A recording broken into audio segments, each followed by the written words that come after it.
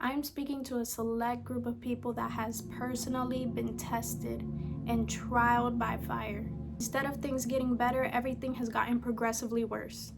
2023 was a bad year. You thought it was the end. You thought it was the pit of the pits. And then 2024 came.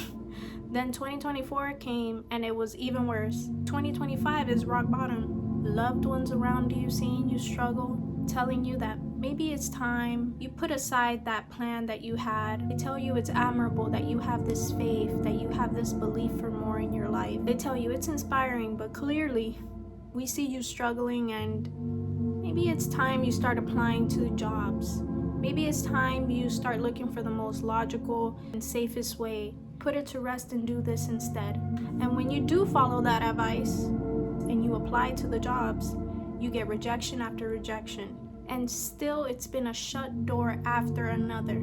That's not a sign you're doomed. It's God personally standing in the way and shutting the door and telling you to lock in to what His Spirit has already been telling you all along. Not because He wants to doom you or He hates you, but because He wants you to accept and realize that this is the only path you must take. The path that is so crazy, that is so foolish to others, that before the eyes of everyone else, this plan that He's put in your heart just makes no sense. Before your family, before your friends, you feel so shameful. You feel like a clown. Everyone else is just moderately safe. Everyone else is just comfortable. They do get trials, but they're still comfortable. They have something steady. They have something that is within their control. But you have no control. There is no type of certainty in your life. Everything is purely based on faith and what God has planted in your heart. But you don't know how you're going to get there. You don't know how you're going to start. You don't know exactly how it's going to come about. You just know that the path that God has for you is so crazy and foolish that others around you wouldn't even dare because they are so afraid of it themselves. This doesn't make sense, God. This is only gonna make things worse for me. Why would I do that? They're relying more on their understanding, what feels safe to them, and what they feel they can control, whereas the plan God has for you, you have no control, and that's exactly what He wants. He doesn't want you to have the control. Let Him put it all in place for you. That is why there is a specific select of people that have this burdening in their spirit, because God knows that those are the people that will say, you know what, God, I'm okay with looking like the clown. I dare to look cringe. I wasn't meant to please anybody in this world anyways. They don't even have the boldness to believe in more for themselves. So why am I going to listen to the projected fears they are going to put in my heart? There's a small select group of people that God puts this burdening in their spirit because He knows that within your heart, you are okay with surrendering the control to Him. That is how I know that this isn't a plan made by me. It is a God-given plan. It's a divine plan because it's so foolish. It's so crazy before the eyes of humans. But this is something that requires your divine hand. That is exactly the position that God wants you to be in, where you realize, okay, God, I have this desire, this plan in me to do something huge, but I don't know how I'm going to get there. And this desire didn't come from you. A huge desire like this must come from a huge and mighty God. It cannot possibly come from me because I don't even know how I'm going to get there. That is a pattern that has happened. He always picks the people that are okay with looking corny, with looking cringe, with looking like a beginner, like a failure before their friends, before their loved ones. While your friends and family are living safe and comfortable in their bubble, you are the one that looks like a failure to them, but inside you know, this is not really what I'm meant to do. I am so out of place here, but I don't know how I'm going to make it to the other side. Once you obey that calling, you're going to know that you know that you know this was God all along. This didn't come from me. When you think about the story of Gideon, for anyone that's read the Bible, God came and visited Gideon in the form of a man. He greets Gideon and says, "Greetings to you, mighty warrior." Gideon is a farmer, mind you. He's threshing wheat. Gideon is like, mighty warrior. I am just a farmer.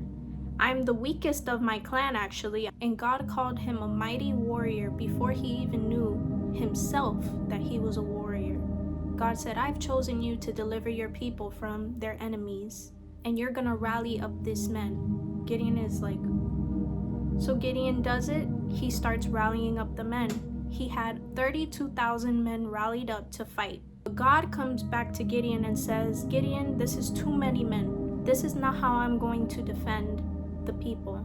And God made Gideon narrow down the amount of men in his troops from 32,000 to a mere 300 men. At that point, how is it possible that only 300 men with Gideon can win against an army of almost 100,000 people? What is the point of this story in the Bible? God's plans will always look foolish and unconventional to the eyes of humans. It will never make sense. Who would have thought that God would call a farmer, a mere farmer, a mighty warrior, and God brought the victory for Gideon and his men, and they won against their enemies, so much so that all of their enemies ran away in flight. Why did God tell Gideon to only use 300 men? Because he didn't want Gideon or his men to ever boast that they made it themselves.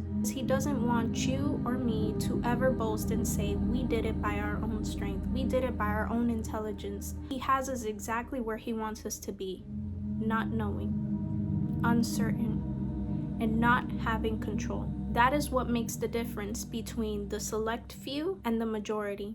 The select few are okay with not having control, are okay with failing, are okay with looking like a hot mess, are okay with looking foolish before the eyes of others. So while the path looks so crazy and foolish to those people, you have the faith within you. You have the pressure built up in your spirit yelling at you to do it. Just do it. I'm saying all of this, I felt it too, and I want to tell you to just start. This video right now is me just starting. I don't have the fancy camera equipment. I don't have the fancy lighting. I don't have the cute little mics. I don't even have a script. I just have me, my phone, and my faith. You don't need a plan and you don't need a strategy. The strategy is this: just start. A lot of people are afraid to evolve and learn in front of others. They want to look like they're already pros at this. And those are the type of people that never start because they are always waiting for a plan. They are always waiting to know it all before they start, to have it all listed A, B, and C, taking weeks to research how to start. Whereas the person that doesn't have it all together, they've already started implementing and they're learning as they go because they're learning from their mistakes. The cost of entry is you're put on display to potentially look cringe and corny before others, and that's cool. That's okay, because while you're out there being brave and you're okay with looking like a beginner, you're actually building a story. You have a story to tell. The people that are saying, haha, that's so corny, that's so cringe, I would never do that, they're sitting on their bed with their safe and comfortable life. I'd rather look corny and cringe and take risks and be laughed at, but know that I am living in my God-given assignment and I am obeying God's command and what he put in my heart. So yes, that's okay if I look corny and cringe to you, but guess what? Those are the people that never elevate because they are so focused on looking good to the 5 and 10 people in their circle that they don't even really like. They're so focused with keeping their aura cool. You'll be living your dreams because you took that risk in faith. This new year won't be a repeat of the old. No more living in your old state of mind. You have been feeling a shift within you, almost like something is trying to break out of you. It's time to get out of our own way and let it happen. It's time to no longer be afraid of shining before others. It's time to implement action. God has tested you through the furnace. He's turned up the heat, not to crush you, but to get you to the point where you finally say enough is enough. I can't with this old mindset I have. I'm at my breaking point. I don't want to live like this anymore. I want more, and I'm gonna do all that it takes to get to more. Because the truth is, nothing has really been held back from you. It's just been waiting. It's waiting on you to come to it. No more victim mindset, asking if you're cursed, if you're not meant for this. No, the very fact that you are going through this means that you are meant for it, because a tree that has the most fruit is the one that's going to get hit the most. A person that walks past a barren, fruitless tree is not gonna go ahead and get a stick or a rock to throw at it. Why? Because it has nothing to give. But the tree that has a lot to give is the one that people get a broomstick and start beating it like, give me some of that fruit. You were meant to be fruitful, and you have a lot to give in this world. Don't let the devil confuse you on that truth. The devil wants you to believe that you're just a withered tree with no use or purpose. But isn't that funny? If a tree was already withered with no fruit, why is it getting hit the most? God has planted a seed in your heart to be fruitful in your assignment, and you know what that assignment is. So enough with the excuses, no more settling for less. I'm gonna end this video with a verse in Matthew chapter 5 verse 15. What better way to end this video than with Jesus himself, ending exactly what I'm trying to say. You are the light of the world. A town built on a hill cannot be hidden. Neither do people light a lamp and put it under a bowl. Instead, they put it on its stand, and it gives light to everyone in the house. In the same way, let your light shine before others, that they may see your good deeds and glorify your Father in heaven.